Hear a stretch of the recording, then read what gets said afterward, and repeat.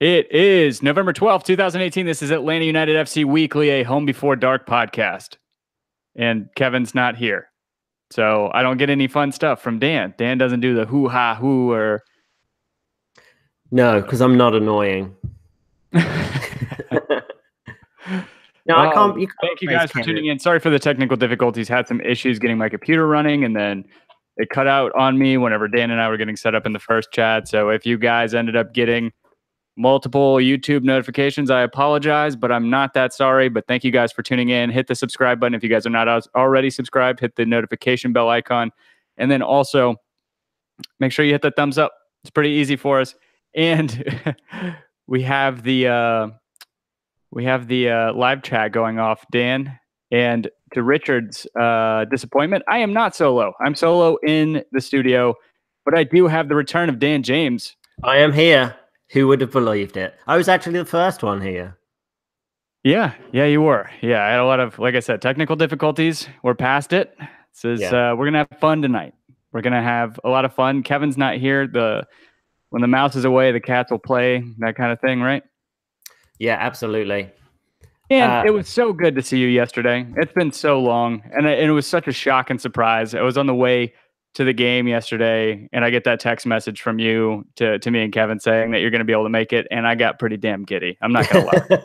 It was the stars aligned. Yeah, I wasn't going to go, and then a friend of mine had a ticket, and just made it happen. It was amazing. And yeah. And then just happened to be able to get down there early enough to actually hang out. So that was awesome. That was awesome. And thank everybody for coming out.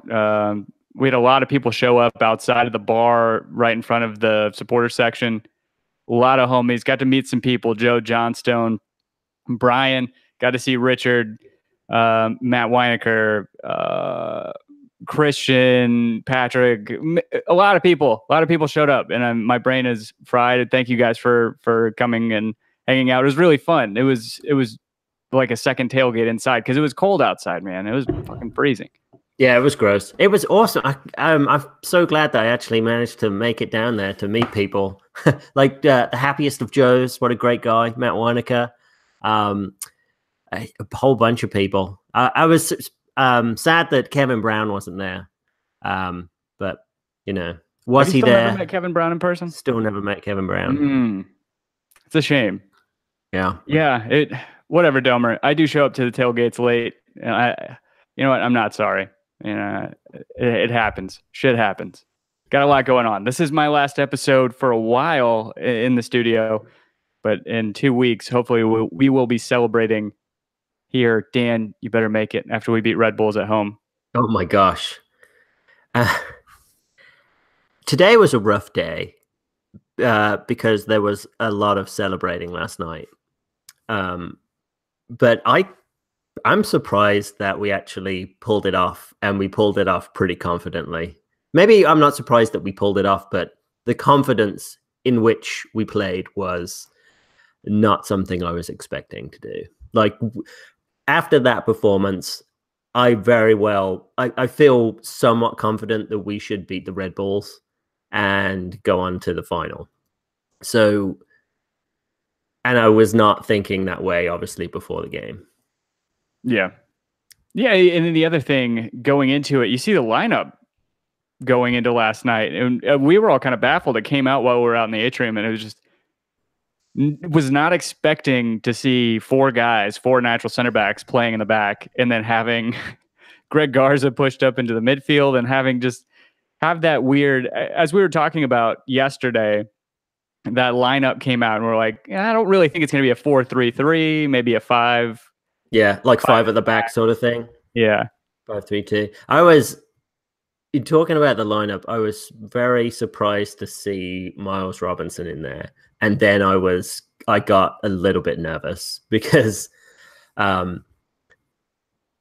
he's had some great games. I forget against LAFC, he played immense. But that was kind of LAFC not being the best team at that moment in time. Maybe they were just far too intimidated. But I feel like this was his coming out game. I feel like he must have made like 5 headers or something, clearing us out of danger. I was really impressed with him, and I just kept on, like, the people I was watching the game with, I was like, it's Miles again, it's Miles again. He saved us and made another header, and it was great. I'm really looking forward to seeing, if Parkhurst hangs it up next year, for him kind of being the next guy up to pair with LGP.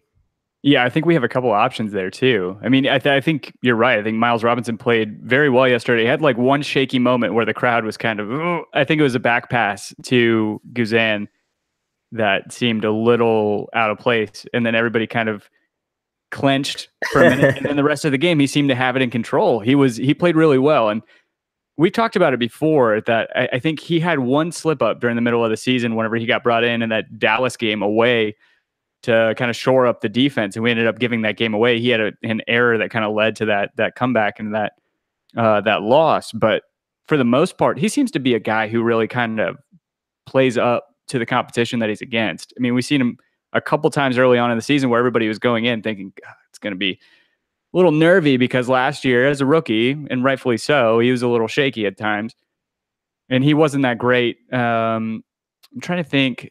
When we saw him, it was U.S. Open Cup mostly last year. Is that when we saw him? Yeah, I'm pretty sure. He started a game though. I cannot remember which one it is. Yeah, but the kid is turning out. I think he's turning out to be a good player. And like I was saying, I mean, we have options too that we can kind of spice things up and move Franco Escobar into that position with LGP if need be. I do really like Franco Escobar in that right wing and the right back position because he is, and we talked about it too, going in, looking at his highlight film coming up from, where did he play? Independiente, right? Or no, Old Boys. He got okay from Old Boys, yeah. Yeah. And he seemed to have a lot better knack for passing and playmaking than anybody was giving him credit for. And we're starting to see that a lot. His confidence is surging. I don't know if you've noticed that over the past few games. He has really seemed extremely comfortable on the ball. He's got much better. What I really like that he's brought to that wing is strength. We've never really had a strong right back or on that side of the field in the defending part in our brief history, but he's got strength, he's got motivation, he's got speed, he has one of the best running styles that I've seen in a long while. He sort of like bounds and seems to just make a lot up of ground without his legs going like very, very fast. But yeah, he's kind of like one of you ever see those you'll never believe who the fastest player in the Premier League is. You ever seen those tabloid lists come out? Turns out like Phil Jagielka is the fastest guy. Well, however they're calculating it, it's kind of the same thing. It's like you have a long gait and you don't really look, but he covers ground so quickly, man. And it's great because we play adventurous, whatever, and he's able to get back on the ball, but. Going back, looking at that lineup is, again, just kind of jarring. And I mean, if you look at it, you have 5 defenders, like 5 natural defenders that are playing. And one thing that's great about it is we have a lot of youth there. LGP is 20, he's 26. And Miles Robinson's 21, and then Escobar's 23.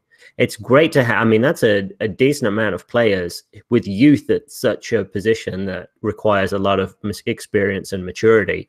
So we're setting ourselves up well for the future. No, I agree. I wonder if in the off season we'll bring in more of a veteran centre back if Parkhurst retires. And I did see Kendall Waston was not happy with his time in Vancouver, so he may be looking to go on the move. I don't know. We'll see. Some sort of career resurgence for him coming to Atlanta. I love his offensive prowess. He is great in the air. And yes, something he that is. We don't seem to score much on is set pieces. Well, I take that back. We scored off a set piece last night. Corners with defenders and headers. Mm-hmm. A couple shouts in the live chat in the trap for the man of the match. And one of the big ones that's coming up that I saw is Eric Rometty. That's from Domer saying Remedi. He had Morales. What did he say? He had Morales nailed down for 180 minutes. He really did. He forced a really talented little attacking midfielder off to the side, to the wings, and kind of made him obsolete for most of the games. I mean, you could see it. The amount of frustration that was coming off or coming out of Maxi Morales throughout last night was kind of awesome to watch, because I don't put him in the same category as maybe Felipe and Luciano Acosta and those guys, but he still is a little bit of an annoying player to have to play against, or to have to watch our team play against. And it was kind of fun to watch him get angry. I didn't think so. Maybe my perspective on him is a little bit skewed, but I've always put him as sort of a calm and collected guy. I mean, he's a very industrious midfielder. He's been one of my favorite players on their side for a long time, but I loved how, Remedi just destroyed him. He was not letting him get away with anything. Gosh, I feel like Remedi. I feel like Remedi is the best signing we've made this season in terms of impact to the team, and I want to say maybe one of the most impactful signings in the league. Especially, it's kind of highlighted even more because of how out of nowhere it came from, how little anybody knew about the guy, and just how there was no transition period for him. He came in, the second game he played a half, and then he's been starting pretty much since. Yeah, it's been immense. I may have to put. I've been debating which next player I need to get on one of my away jersey. So, I mean, obviously I want LGP, but Remedi, I mean, he's made a very strong case. Oh yeah, because you have that Assad jersey. Yeah, it's gonna come back into play next year. Mark my words. You're gonna be able to wear it again next year, no problem. You think Assad's coming back? I think so. I still think so. Should we take a couple shouts about that later in the trap? Nathan Lyons, our fantasy victor for the fall league, saying Guzan getting undercut is like me tripping over my kids in the kitchen. It's a good shout. Getting undercut by Maxi Morales is kind of a feat. Yeah, I mean, for me, I don't know if you want to go man of the match, positives and negatives, where you want to go, Dan. But if we're just going to stick with that man of the match, I think to me, without a doubt, maybe over two legs you give it to Remedi. But yesterday, the man, he got a guitar, and rightfully so. Darlington Nagbe was the man on the field last night. Yeah, he was very good. I thought I'd put him a little bit behind Remedi. Maybe that's just from like an optics point of view, but Nagbe's been great. Even the past, the first leg in New York, he's just all over the place, and he's so underrated as well. I feel like I'm having to, every time I watch the game, I'm like having to consciously think about, well, what's Nagbe doing? Like, what's he doing off the ball? Where is he going? But he's been fantastic.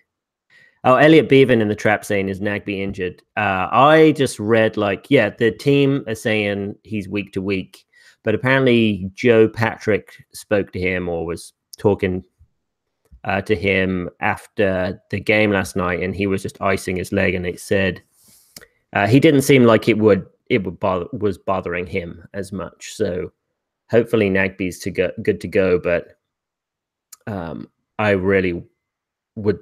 I don't. With Jeff not being there, that a Nagbe injury would really hurt if we can't play him. Yeah, absolutely. I agree. Brian Diefenbach saying that Nagbe brings a calm to the pitch. The thing that I noticed last night is just kind of a common theme with him too, is there are a lot of balls that get played that usually would be overplayed to a lot of people, and he's able to latch onto them pretty quickly and make something out of them. Like balls that normally would go sail past even Eric Remedi or Jeff Lorenowitz, and he's able to control that. I mean, Remedi was pretty outstanding last night. So was Escobar. I kind of liked LGP getting attacking a little bit. Yeah, he is. Didn't feel like I had to worry about that as much. Yeah.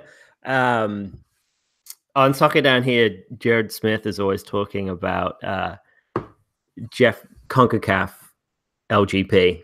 So he is going to be just fine in playing in those Championship League games. He will throw a neck choke when he needs to. Heavy metal LGP. I love that guy. Yeah, I mean he has really stepped up as well. I feel like our defense is so underrated. You know, you look at these stupid best 11 of the season, and you know we never have any Atlanta United defenders in those things. But I feel like we don't as a system put our defense in a position to succeed, but the fact that our guys are succeeding and we're winning so many games because our defense is making these sort of last minute plays, I think they go under the radar quite a lot. I remember what Kevin Brown was talking about Carmona slide tackling the world last year, but I think LGP's brought on that mantle this year. Yeah, I mean, we were pretty solid in defense last night. I didn't really feel like we had a lot of shaky moments. I don't think there's a whole lot you could do about that goal. I think that Escobar he had the foul that led to that. It was kind of a silly lunging challenge that he had because he just wanted to recover on that ball. At least that's what it seemed like he was doing, and just overreach for it. Got the foul. Set piece ensues. Ping pong, all through the box, and then the goal goes in. There's not a whole lot you could do about that, but the good thing is that we were able to get the goal back and get that 2-goal victory last night. I was kind of impressed by Escobar's ability to win that penalty.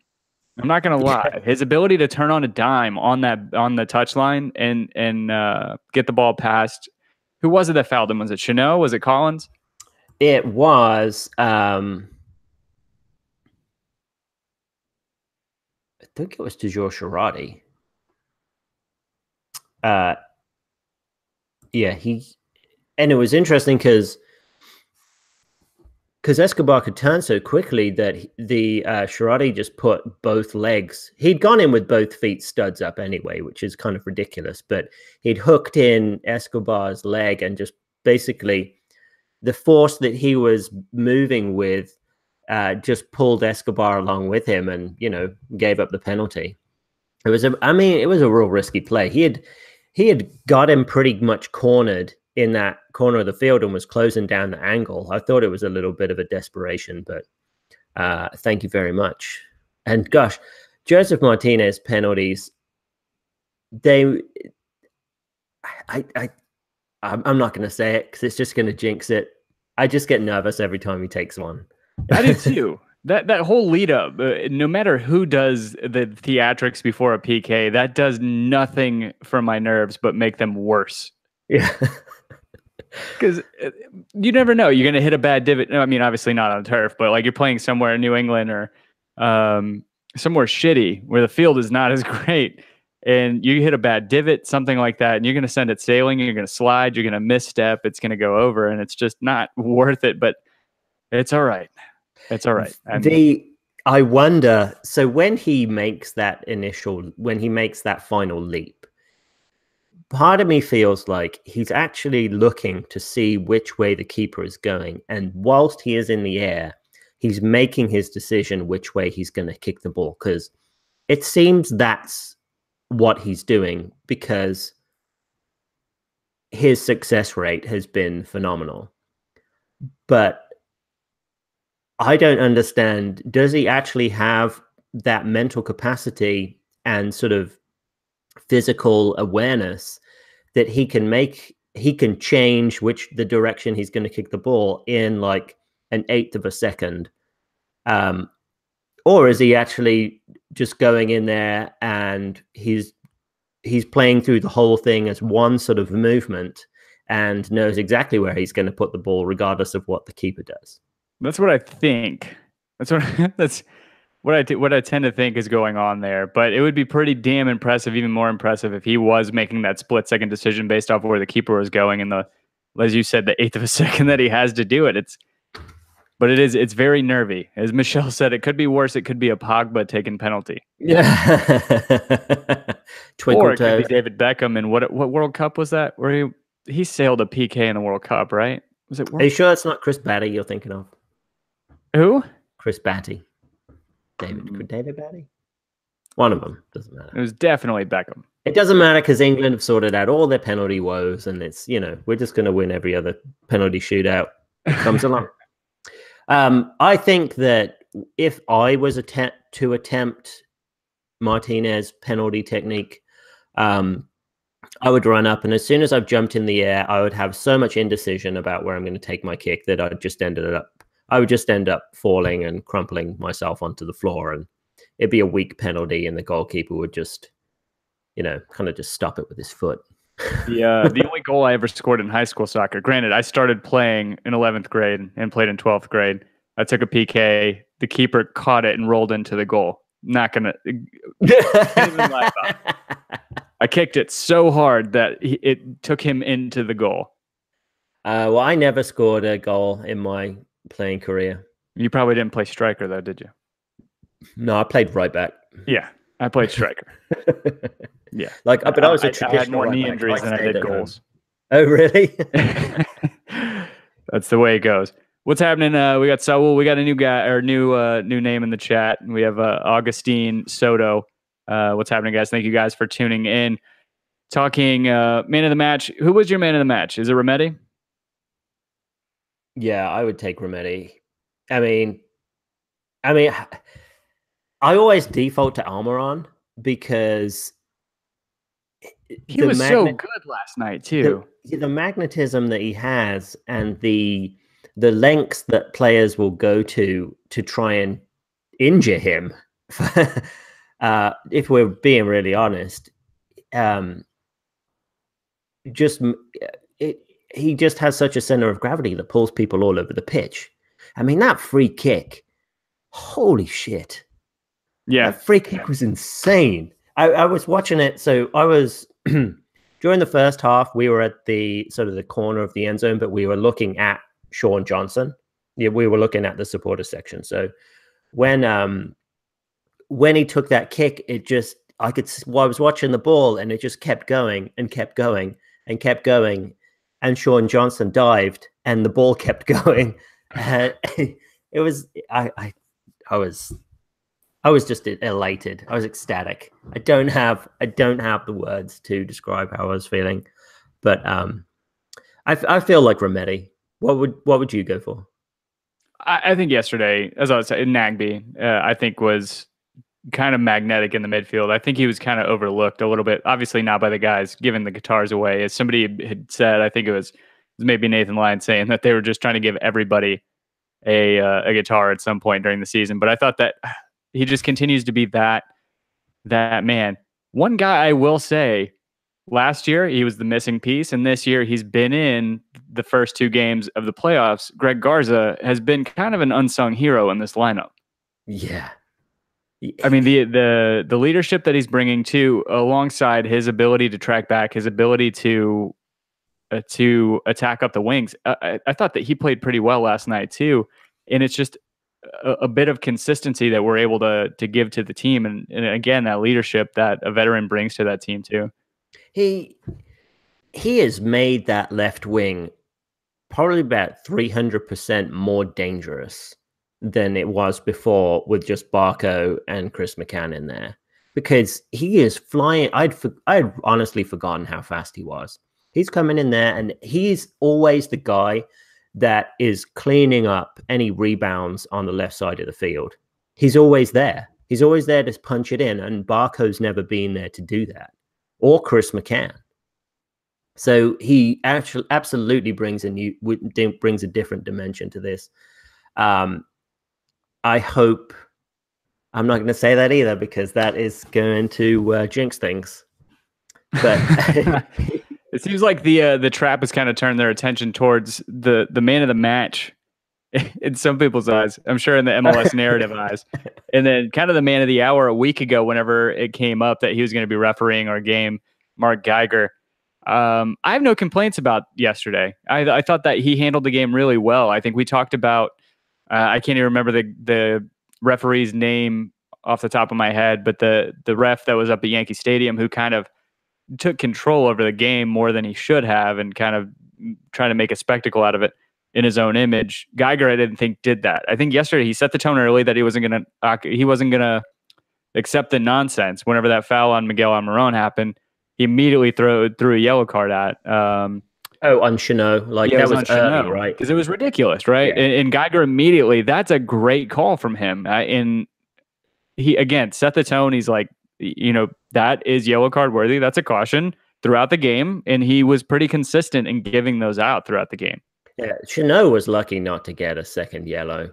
Agreed. Have you seen the TV replay of what happened with that foul?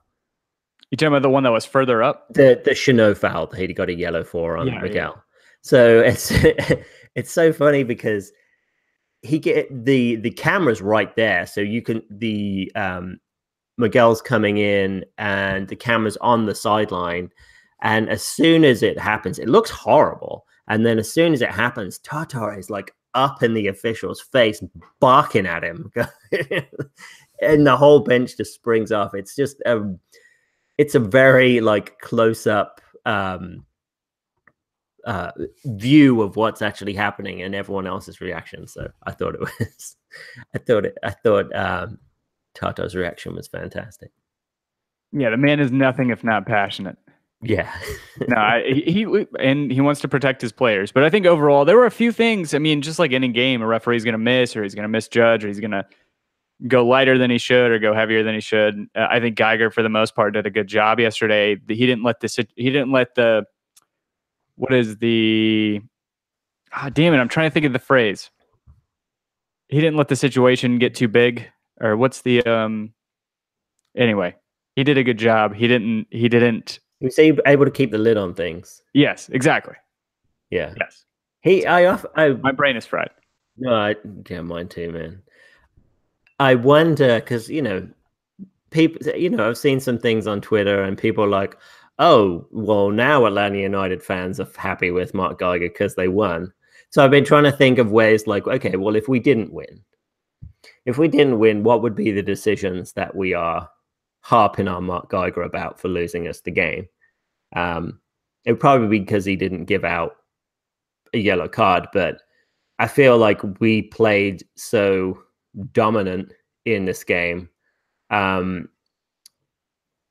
that and I felt like New York were tired as well, so it was kind of obvious where those yellow card situations like the foul on Miggy were, and the penalty actually were able to be obvious enough for him to make the call. But the thing about Geiger is I was glad he wasn't on VAR, because I always just go back to the Red Bulls game at the Benz when Joseph was disallowed that first goal because he accidentally tripped. I think it was Aaron Long or Tim Parker or someone. But it was just when you saw the replay of one of the adverts and Geiger was looking at the VAR situation, he was like, yeah, we've got it. It just seemed like he was just searching and searching and searching for something that he could make a decision on that would help influence the game. Like he had such an ego that he wanted to be the man who made the difference.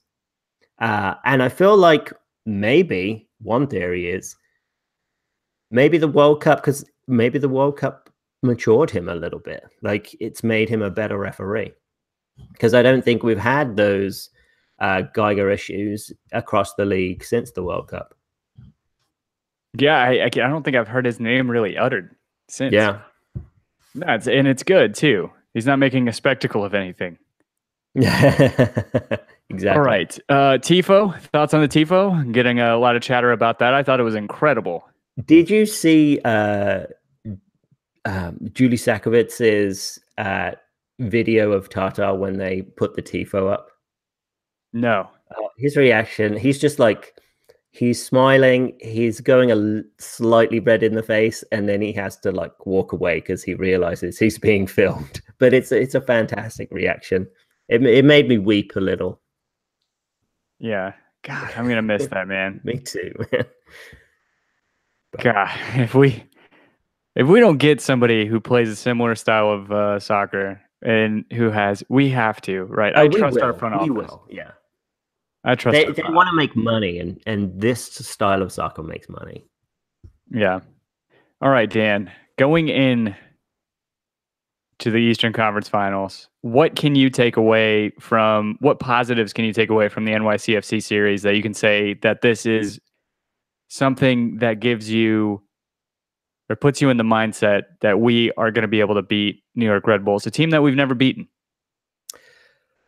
So if you look at the possession and passing statistics of really this last game, uh, we're not looking to take possession and necessarily ticky taka a whole bunch of beautiful passes together because Red Bulls are those disruptors.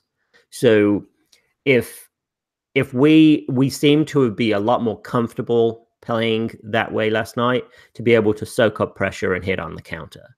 So I think that could be a great advantage to be playing against Red Bull because they don't like to have possession. They want to be they want to disrupt you. They want to frustrate you. I mean, we were frustrating the heck out of NYCFC last night, which I haven't really seen us done before. I mean, you'd see. I think when we played Vancouver early in the season, we were getting frustrated with them, but they were getting frustrated with us. But that's because we were a much better team than they were, and with LAFC. So I'm kind of cautiously optimistic about this. I mean, imagine if we could get that monkey off our back in this fashion in the Eastern Conference Final. Yeah, that'd be something, right? I mean, that'd be crazy. They spoiled our opening match of Bobby Dodd of our history, and they're a big bugaboo. We got to get rid of them. We're They are. going to. A couple things in the live chat. Joe Johnstone saying 5-3-2 formation going into this, going into the series. Brian saying the last two games, kind of to your point, Dan, talking about the last two games, we've played ugly and gone direct to great effect and stayed stable on defense. And I think that's a great way to look at going into that Red Bulls game. I didn't even think about that. If you were to put that possession into their court and put that into their hands, see what they actually do with it, see if they're able to maintain that possession. Because last night, I mean, that was a great. I think we saw it kind of morph over the two legs, because in New York City we talked about, especially in the second half, we were playing direct, but we were playing too fast. You saw where Joseph and Tito were getting up into these positions and they had no support. And they were having to break on their own because they were so far ahead of the play. We were playing too fast, but we were able to catch up last night on some of those counterattacks whenever you had Miggy pushing up the left side. Or I'm trying to think who played that ball from the back. Maybe it was LGP, but still, either way, it seems like we were catching up to our own increase in pace for those counterattacks and for the more direct play, as it were. And I do like that going into Red Bulls, because you don't want to try and pass it around them. Like you said, they're disruptors. They're going to be on our backs at all turn or every turn, and we've seen that time and time again be an issue for us, whether that's against DC whenever they've beaten us or against Red Bulls. Right. I was thinking about, like, how do you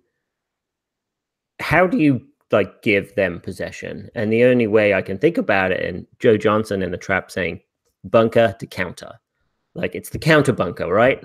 So as soon as you get the ball off them, or as soon as that you break down one of their attacking plays, all you do is you just go direct. You go direct with a long ball. You go direct with an Almiron streak, or you go direct to goal. None of this passing it around laterally, like passing it up to the left corner, passing it up to the right corner, and then passing it all the way back to Gizan. No more of that now. We need to be absolutely ruthless. As soon as we get the ball, we're in on goal, and that's what we need to do. because Yeah. we like you're saying, we had the speed to beat the New York defenders.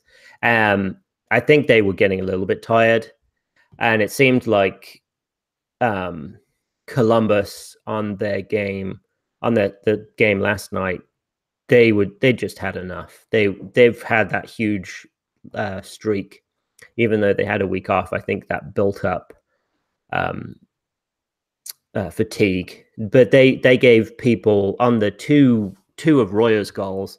They just gave up so much space, um, and it seems to be that comes from fatigue. So our defense isn't like that. We're a lot more dynamic. No, I agree with that. Did I see Zach Steffen is bowing out of the U.S. men's national team too after last night? Yeah, I think so. Yeah, I want to say he's he's taken the international break and he's going to probably go rest. Yeah, and Joe. Yeah, valiant effort from that Columbus team. Good on them. I mean, until the very end, they were really hanging on to that game. I guess it was the 73rd and the 76th minute that Daniel Royer put two goals in. That's one thing I will say is a little troublesome, a little worrisome, is that Daniel Royer is kind of firing right now, and he's a guy who, despite us losing to them every time we play them, it seems like Daniel Royer is usually off of his game or he's missing chances. And if he's firing and if he's in on goal, it's probably not great for us. I do like a shout I saw earlier in the trap about putting Remedi on Kaku the same way that we put him on Maxi Morales, kind of marking him, taking him out of the game, because he is their big playmaker. I mean, you have Kaku, you have Tyler Adams, who's also a very good dynamic controlling midfielder who's going to dominate that midfield in a lot of ways. But he's not necessarily the playmaker that Kaku is. He's not going to be giving the same kind of service to Royer and to Bradley Wright Phillips that Kaku is. If we can cut off those passing lanes, we're going to be in good shape. Yeah, you wonder if Remedi took Morales out. So yeah, he probably will go to Kaku, but it'd be interesting to see how Escobar does on Royer. I mean, they've got a lot of height and strength on that right wing with Royer and then Lawrence behind him. Mule is not a small guy either, is he? No, he isn't. I mean, they've got a lot of height, haven't they? Got Royer, Lawrence, Long, Tim Parker. I don't think Rurio is that small. Yeah, they do have a lot of height. I guess Alex Mule is only 5'11", but still, I mean, they don't really have that many small guys on their team to begin with. But that center back pairing is going to be hard to break down. They have a great defense. I mean, Aaron Long and Tim Parker together have been two kind of surprising standout center backs this year. One of them, I want to say it was Aaron Long, made the all-11 team, right? I'm trying to remember how. Oh yeah, no, I think he's been voted best defender this year.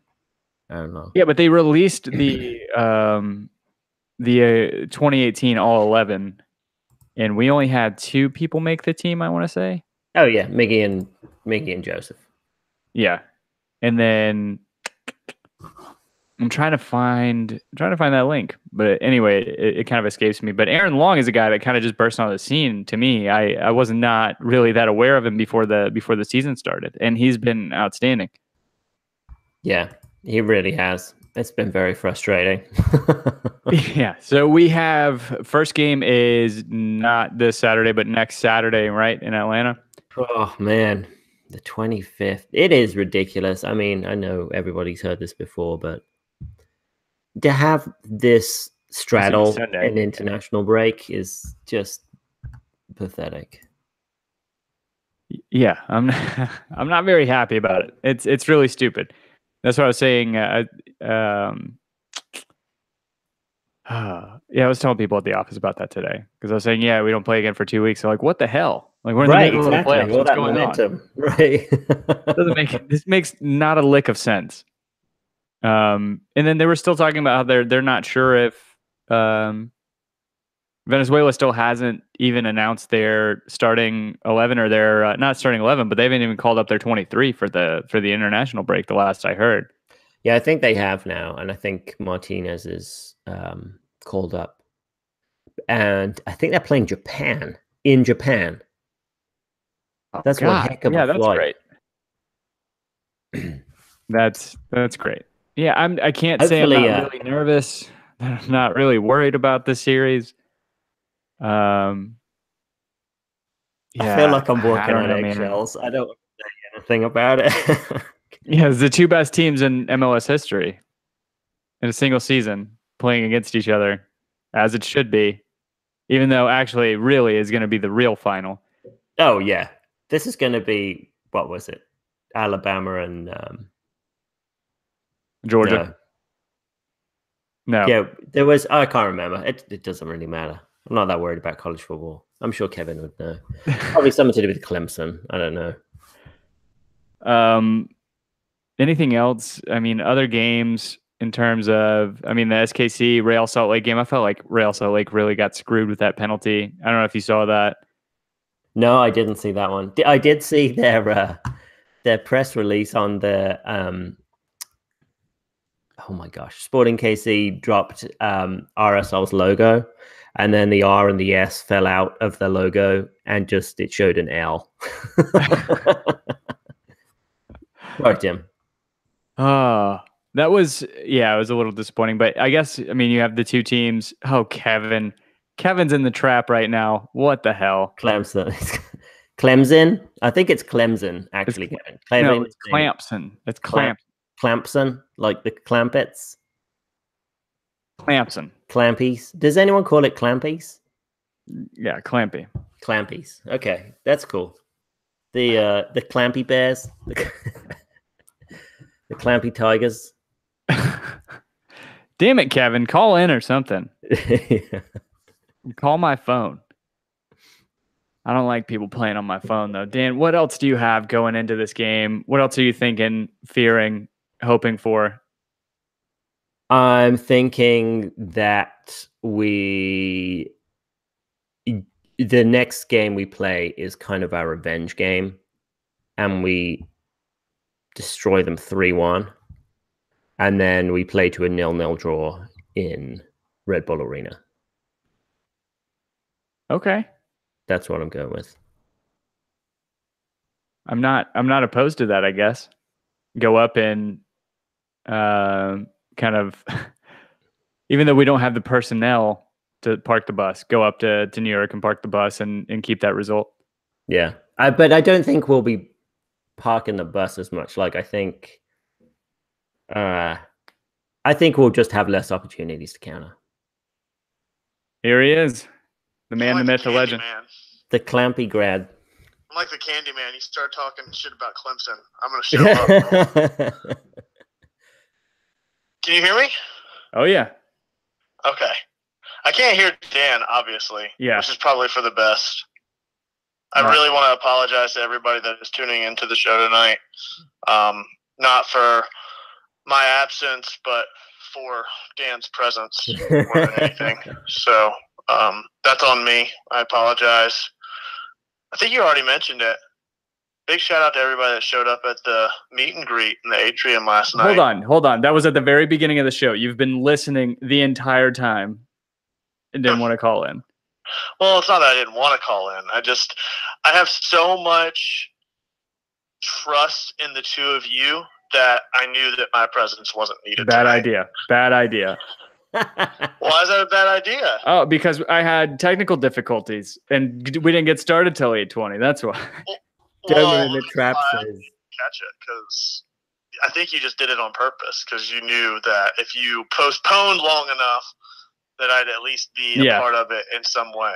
No, so it's what Domer said. He said Dan showed up first to YouTube. He said that's why YouTube took a shit. I agree. Yeah. It's in British time. Britain time. Anything I can do to help. Tea time. Is it on tea time? Man of the match last night, Kevin Darlington Nagbe, right? For me, I would say, yeah. I mean, I don't know, man.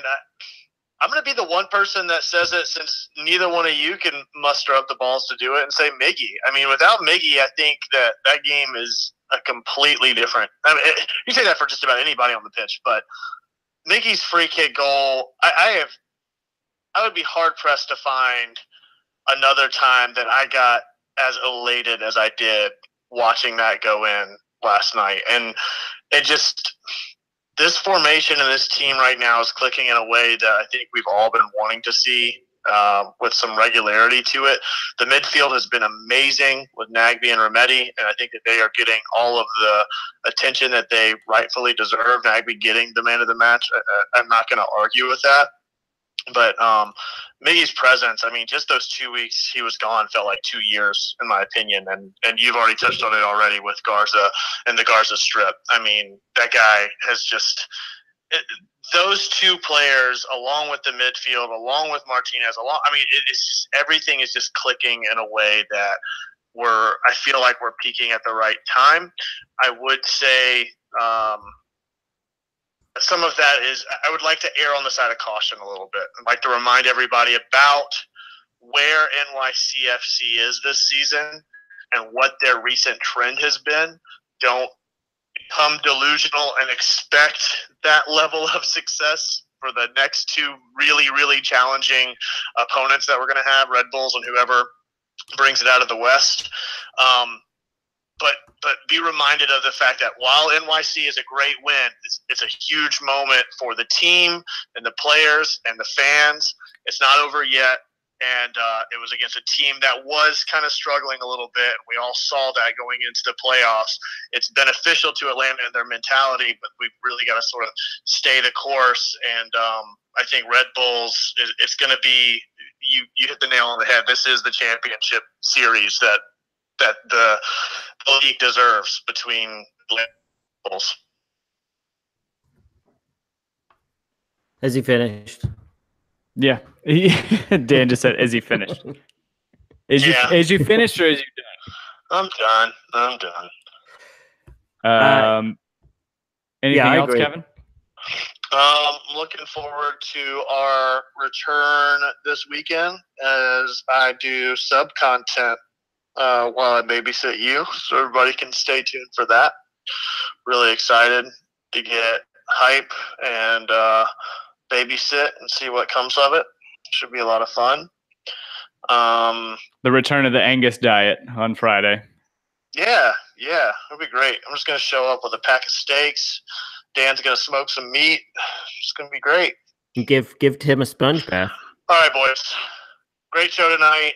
I was going to watch From the Shadows, but like the Ninja Turtles before me, I could not remain silent in the face of adversity and shit talking from Dan, which I'd expect nothing less. So glad I could call in at least. You're welcome. Same. All right, dude.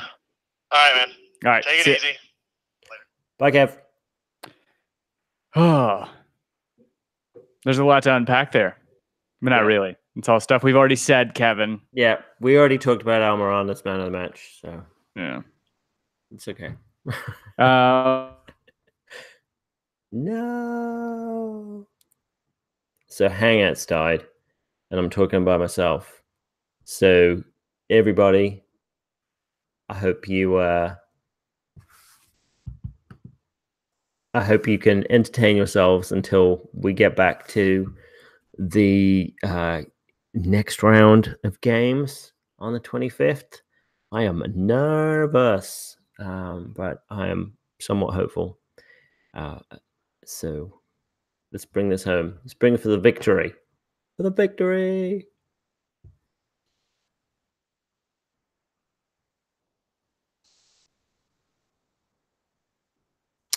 So I'll continue.